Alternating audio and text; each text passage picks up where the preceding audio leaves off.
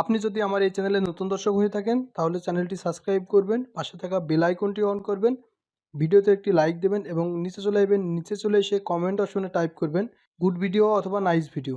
বিকাশের pin number reset করতে হলে কি করতে হবে সেটাই দেখবো আজকের এই ভিডিওতে। তো বিকাশের পিন নাম্বার রিসেট করার জন্য চলে যেতে হবে আপনার ফোনের ডায়াল প্যাড অপশনে এসে আপনাকে ডায়াল করতে হবে *247# দিয়ে আপনাকে ডায়াল করতে হবে। ডায়াল করে আপনার যে সিমে বিকাশ এখন খোলা আছে সেই সিমটি সিলেক্ট করে নেবেন। এরপরে ওয়েট করতে হবে কয়েক সেকেন্ড। এরপরে এই ধরনের ইন্টারফেস চলে আসবে। এখন 10 নম্বরে দেখতে পাচ্ছেন যে রিসেট পিন, জাস্ট 10 নম্বর দিয়ে আপনাকে যেটা করতে হবে 10 নম্বর সিলেক্ট করে আপনারা সেন্ড করবেন, ঠিক আছে। সিলেক্ট করে দেওয়ার পরে এই ধরনের অপশন চলে আসবে, অর্থাৎ আপনি রেজিস্টার করেছেন এনআইডি কার্ড বা পাসপোর্ট বা ড্রাইভিং লাইসেন্স, অর্থাৎ যেই ডকুমেন্টস দিয়ে আপনি আপনার বিকাশ অ্যাকাউন্ট খুলেছেন সেই ডকুমেন্টসের আপনার এনআইডি নাম্বার হলে এনআইডি নাম্বার, পাসপোর্ট নাম্বার হলে পাসপোর্ট নাম্বার, আর ড্রাইভিং লাইসেন্সের নাম্বার হলে সেই নাম্বারটি দিতে হবে। আমি আমার এনআইডি দিয়ে যেহেতু খুলেছি আমার এনআইডি নাম্বারটি দিচ্ছি। এনআইডি নাম্বারটি দেওয়া হয়ে গেলে আমরা সেন্ডে ক্লিক করে দেবো।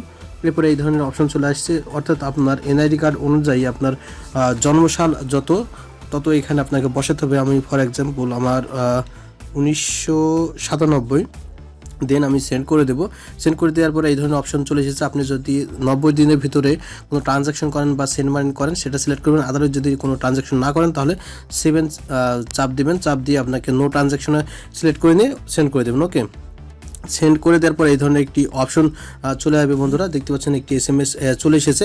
SMS-এ আপনাকে দেখতে পাচ্ছেন যে এখানে your PIN reset has been failed, please ensure current information and try again. অর্থাৎ এখানে আমার কোনো কিছু ভুল হয়েছে, অর্থাৎ আমি যদি 90 দিনের ভিতরে কোনো ট্রানজ্যাকশন করে থাকি এবং সেটা যদি সিলেক্ট না করে থাকি তাহলে কিন্তু পিন রিসেট হবে না। অর্থাৎ এখানে সমস্ত ডকুমেন্টস কিন্তু আপনাকে ফুলফিলভাবে ফিল আপ করতে হবে, কোনো মিথ্যার আশ্রয় নিলে হবে না, তারা বুঝে যাবে। সো বন্ধুরা, এই মুহূর্তে আমার এই ভিডিওটি আপনি যদি ফেসবুক পেজ থেকে দেখে থাকেন তাহলে অবশ্যই এই পেজটি ফলো দিয়ে রাখবেন, আর যদি ইউটিউব থেকে দেখে রাখেন তাহলে অবশ্যই আমার চ্যানেলটি সাবস্ক্রাইব করে আমাদের সাথে থাকবেন। ধন্যবাদ।